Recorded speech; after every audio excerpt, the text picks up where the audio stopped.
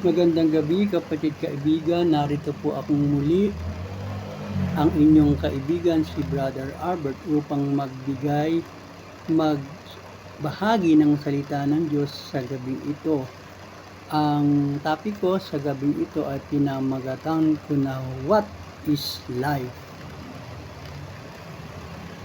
Kapatid kaibigan, tatalakayin ko ang paksang ito para matawag ang pansin ng mga tao na may mga katanungan sa kanilang sarili na kung ano ba talaga ang tunay na kahulugan ng buhay.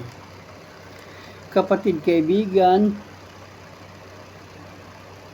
sa aking pagpapatuloy sa pagtalakay ng paksang ito, ako ay magbibigay ng iba't ibang opinyon o pananaw ng mga tao. Ano ba ang buhay? Yan ang una nating tatalakayin. Iba-iba ang opinyon ng bawat tao patungkol sa buhay. Para sa iba, ang buhay ay ang pagkakaroon ng simple at maayos na pamilya at kumakain 3 beses isang araw. Para sa kanila, ito ang buhay. Para naman sa iba, ang makapagtapos ng pag-aaral para daw magkaroon ng magandang kinabukasan. Sa iba naman, yung yumaman daw sila at mabili ang lahat ng gusto nila at makapaglakbay sa iba't ibang panig ng mundo. Para sa kanila, ito ang buhay. Kapatid kaibigan, yan ang mga opinyon ng mga tao. Tignan naman natin kung ano ang sinasabi ng salita ng Diyos patungkol sa buhay. Kapatid kaibigan, ang banal na kasulatan ay nagbigay naman ng kaalaman, panuntunan kung ano ba ang buhay. At ito ay inilalarawan ng banal na kasulatan sa 3 kategorya. Una, ang buhay ay maiksi lamang. Pangalawa, ang buhay hindi nakabatay sa dami ng tinatangkilik. At ang pangatlo, ang tunay na kahulugan ng buhay ay na kay Kristo lamang. Yan po yung 3 kategoryang paglalarawan ng banal na kasulatan sa kung ano ang buhay.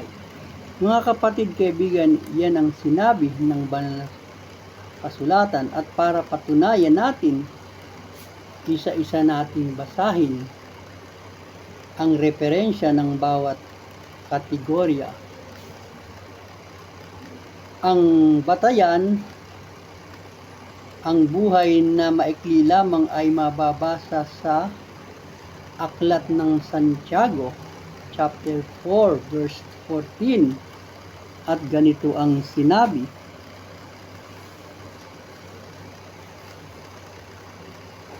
kayo ngang hindi nakakaalam ng nangyayari bukas, ano ang inyong buhay?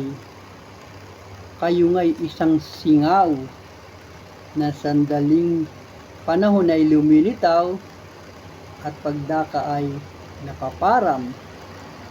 Yan po inilalarawan ng banal na kasulatan kung ano mayroong buhay tayong mga tao. Mga kapatid kaibigan, ang talatang ito ay nagbibigay paalala sa atin na walang nakakaalam sino man sa atin kung hanggang kailan tayo lalagi sa lupa. Dahil ang sabi ng talata ay sandaling panahon lumilitaw, pagdakay napaparam, o sa ibang salita ay nawawala. So wala po talagang nakakaalam. Sandali lang lumilitaw, pagdakay nawawala. So wala pong kasiguruduhan kung hanggang kailan ang tao sa kanyang sarili nalalagi sa lupa. Yun po kasi ang sabi ng talata eh.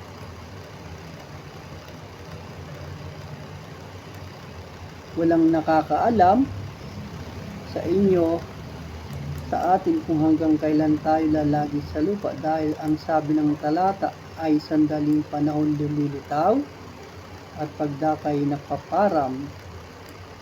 Kaibigan, ano ang gustong iparating ng may akda ng talatang ito? Brother and friends, the life we have is either short or long. That's not an issue. Rather, the quality of life we have and how does use. Kapatid, kaibigan, ang buhay na mayroon tayo hindi nakasalalay sa haba o hiksi. Sa halip, ang quality ng buhay at kung paano natin ginamit ito. Mga kapatid, kaibigan, marahil ang gustong iparating ng mensahe ng may akda ng aklat na ito na si Santiago ay magamit ng makabuluhan ang buhay ng mga tao na ipinahiram ng Diyos sa kanila. Yun po marahil ang gusto niyang ipaunawa sa mga tao. Magamit ang buhay na may kabuluhan. At marahil sana nga ay ito ang naisin nating mga tao. Ang magamit na makabuluhan ang buhay na hiram na mula sa Diyos. Ang pangalawa po, ang batayan po ng ang buhay ay hindi nakabatay sa dami ng tinatangkilik ay mababasa sa aklat ng Lucas chapter 12 verse 15, at ganito ang sinabi.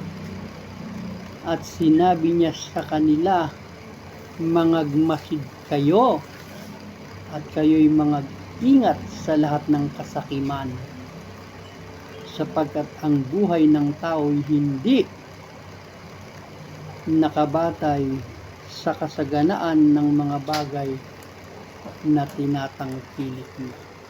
Yan po ang sabi ng banal na kasulatan, ang buhay ng tao hindi nakabatay sa kasaganaang tinatangkilik ng tao.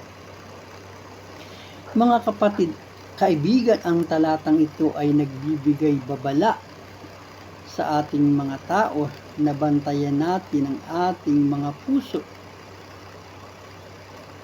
at kaisipan at maging maingat sa pag-handle ng ating mga tinatangkilik at huwag mahibang sa pagpapayaman at tila ba wari dito na lang umiikot ang ating mga buhay.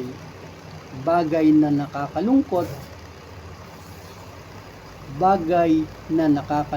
Ang konkretong batayan nito ay mababasa natin sa aklat ng Lucas chapter 12 verse 16 up to 20.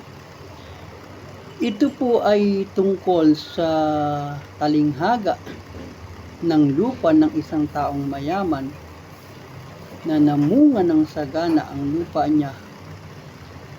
Para po lubos nating maintindihan, basahin po natin ang Lucas chapter 12 verse 16 up to 20 upang maintindihan po natin ang lubos ang istorya.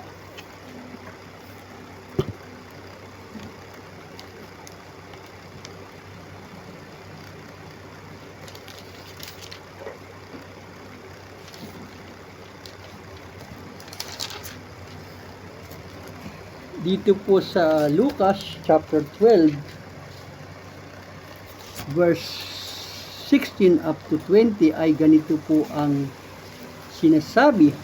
Akin pong babasahin. Pagkatapos, isinalaysay ni Jesus ang isang talinghaga, isang mayaman ng umani ng sagana sa kanyang bukirin. Kaya't nasabi niya sa sarili, anong gagawin ko? Ngayong wala na akong paglagyan ng aking mga ani. Alam ko na ipagigiba ko ang aking mga kamalig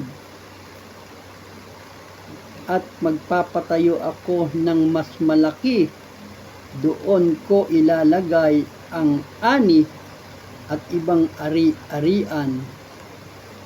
Pagkatapos ay sasabihin ko sa aking sarili, marami ka nang naipon para sa mahabang panahon, kaya't magpahinga ka na lamang, kumain, uminom, at magpakasaya. Yan po yung kaisipan ng mayaman. Kung mapapansin po natin, puro pang sarili. Doon po sa ating talatang binasa.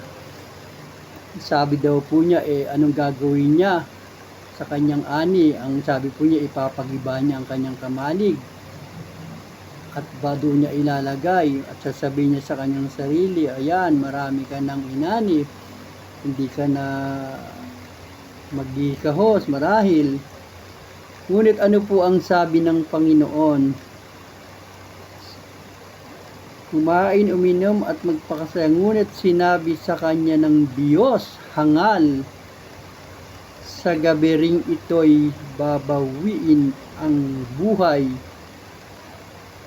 mo. Kanino ngayon mapupunta ang mga inilaan mo para lang sa iyong sarili? Hindi po ba nakakalungkot?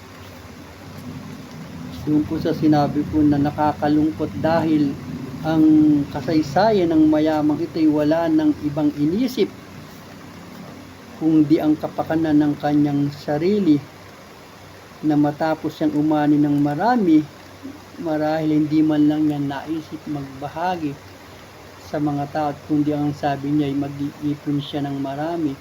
At marami ka na, kumain, matulog, magpakasaya. Yan lamang po umiikot ang buhay ng taong ito. Kaya nga po ang talatay nagbabalang, mga ingat kayo sa kasakiman, sapagkat ang buhay na ito'y hindi nakabatay sa kasaganaan ng mga bagay na tinatangkilik niya. Tama-tama po itong talata na ito dito po sa kasaysayan ng mayamang may lupain, na ang kayamanan niya ay umiikot lamang po sa kanyang sariling buhay. Magpakasaya, kumain, sabi niya, uminom, magpakasaya. Subalit nakakalungkot po sa kanyang kaisipan ay ang Diyos ang nagsabing kukuhanin ng kanyang buhay. Ngunit sinabi sa kanya ng Diyos, hangal, sa gabi ring ito'y kukuhanin, babawi ng iyong buhay, mapapasya kanino kaya ang mga pinagpaguran mo? At sa bandang huli po ng talata ay nagsabi ng ganito, gayon nga ang nagpapakayaman sa kanyang ganang sarili, datapat dukha naman sa harap ng Diyos. So dito po ay mapapag-unawa natin na ang pagiging kasakiman sa sarili, pagiging sakim at sa kasaganaan sa mga bagay na tinatangkilik na umiikot lamang sa ating mga sarili, yun po ay nakakalungkot, sapagkat ang Panginoon ay nagbabala doon po sa mayaman na kukuhanin ng kanyang buhay, mapapasa kanino kaya ang kanyang pinagpaguran? Hindi po ba mauwi sa wala?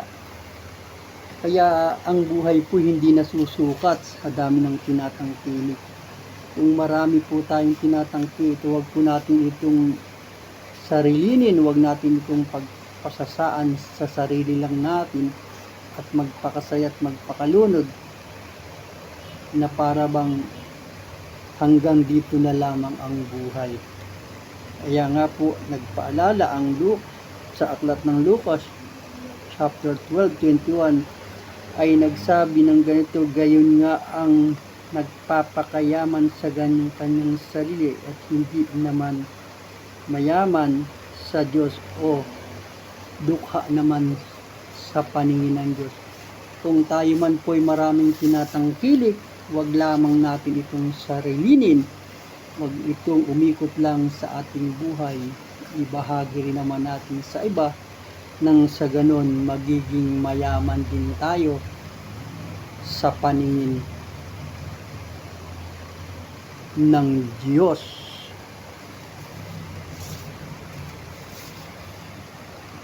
Dadako na po tayo sa pangatlo.